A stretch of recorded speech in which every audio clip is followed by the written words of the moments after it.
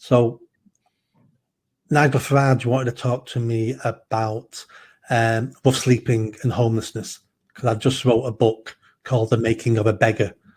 And that book really is about looking at us as a society, but comparing everyday people and what we do now, comparing them to people sat on street corners begging, because I've worked with them for 15 years.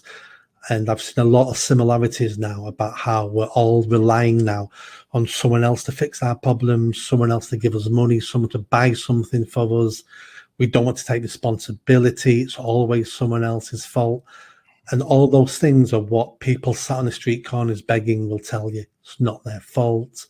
Why can't the council give them a house? It's all, and I'm seeing the similarities all the time, that we're becoming a nation of beggars. That's fascinating. Let's talk about that. Well, I didn't. Yeah. I mean, we're about halfway through, and I normally. But then let's talk about that. What do you mean by that? That's a very interesting metaphor, I think. Tell me about that. Why we? What do you mean by that? How did you come up with that idea? So I've spent 15 years working with rough sleepers and beggars in Manchester city centre, part of the time for the council, and then my charity set up a project dedicated to it as well. Those individuals are broken. Those individuals, you end up on the streets if you break every relationship you've ever had. Family, friends, and romantic. When all of them reject you, it's obviously your fault at some level for all of them to reject you. That's you end up on the streets, usually drug, alcohol, mental health related. And then the people we're working with, trying to get them into accommodation, and then we were trying to get some of them in accommodation to get them employment. And you'd hear the same stories over and over again about how it wasn't their fault. About the council took my children off me because some neighbour reported me maliciously. The council just came and took my kids off. Councils don't want to take your children off people. How the police are picking on me. Well, you had heroin in your pocket, and it's just excuse after excuse after excuse about why they're there and it's not their fault. It's called a beggar's narrative. If it's your fault and you tell people it's your fault, they won't give you money and sympathy. So it has to be someone else's fault. And the more I worked with these people and tried to help them, and did help many of them, I then started seeing the same things with my friends and families and in society at large. The best example would be the welfare state, about how we're always saying to the welfare state, I want more. I need more of you. I want you to do this. I want you to do that. Saying to the government, you need to fix our problems. And it came to a head during COVID. And that's when I started looking at writing this book. So COVID happened. People were saying to the government, you need to lock us down harder and faster and for longer. That is their responses from people who have lost their personal responsibility, lost their agency, who are no longer captains of their own destiny.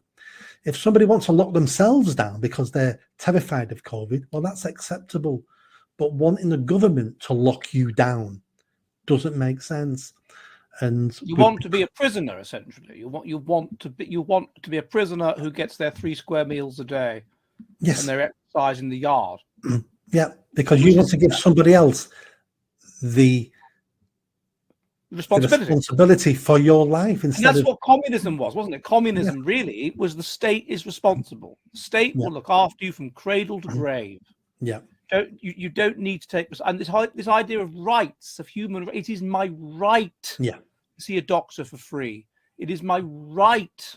The state must look after me, and it's not up to me to do anything really other than just sort of go into work and clock in and work in the most half-assed way I can, and then clock out again and binge on Netflix and video games and apps and all this bollocks. And I tell people this little story all the time now, and I say to them, imagine a farmer with a flock of sheep. Those sheep love him.